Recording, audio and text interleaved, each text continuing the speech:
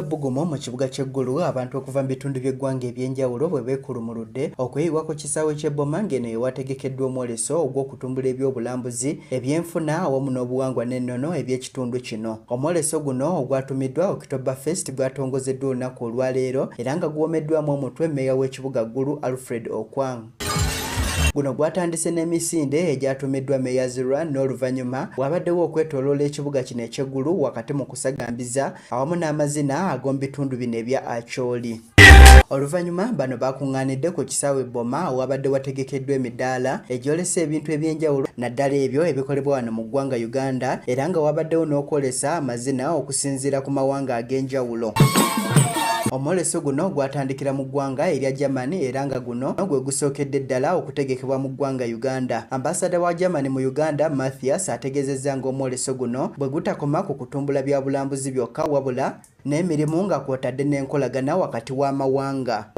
In cooperation with German fashion designers has started, thereby contributing also to the development of the private sector of jobs creation, especially. Ku mwoleso guno obwakabaka bwa Buganda bwakiikiriddwa baminisita babiri okuli Oweekitiibwa Anthony Wamala awamu n'Oweekitiibwa Noah Kiyimba era nga bano bagwogeddeko bwe bati.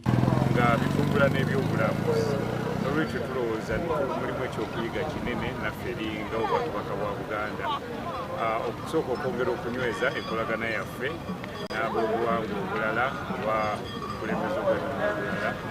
Ekyamambuka waliyo emikisa mingi nnyo gyendowooza nti bannayuganda tusaanidde okugweyunira.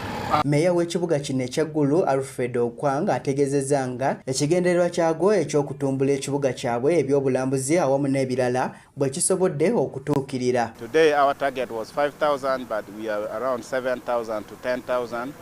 The program is not ending today. This is a one-week event.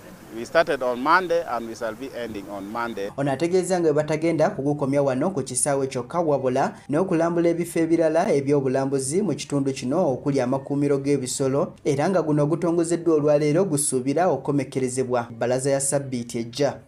Tomorrow also we shall be having business meeting.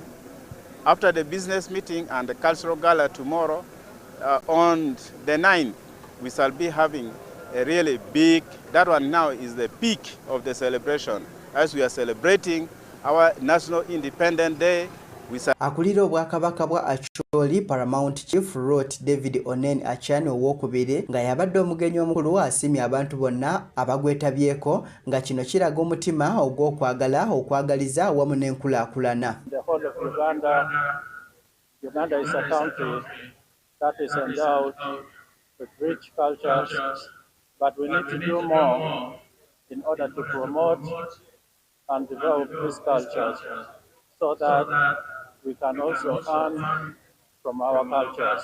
Kinajjukirwa nti enkulaakulana y'ekibuga Gulu yatawaanyizibwamu enfunda eziwera olw'abagambibwa okubeera abayeekera ba Lord Resistance Army abakulemberwa Joseph Kony okusinziira eno okukola ebikolobero byabwe. Wabula Gulu kye kimu ku ebyo ebibuga ebikula ku misinde egya waggulu era nga kino kisuza abantu abali eyo 15,000 okusinziira ku bibalo ebyasembayo okufulumizibwa ekitongole ky'Ubos ng'ebyobulambuzi bye kirina bikiwa enkizo okuddamu okulaakulana. Charles Katamba ne Kanyesije Edwin bakusakidde emboozi eno ku lwa Gugudde TV mu kibuga Gulu.